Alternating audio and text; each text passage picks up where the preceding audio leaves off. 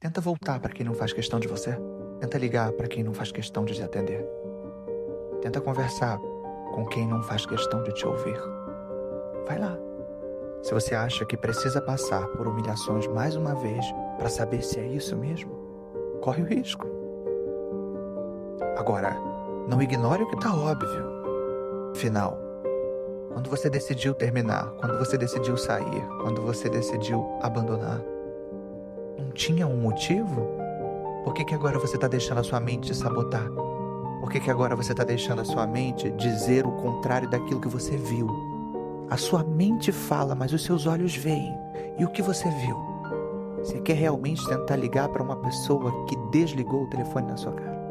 Você quer realmente tentar conversar com alguém que ignorou todos os sentimentos quando você tentou expor?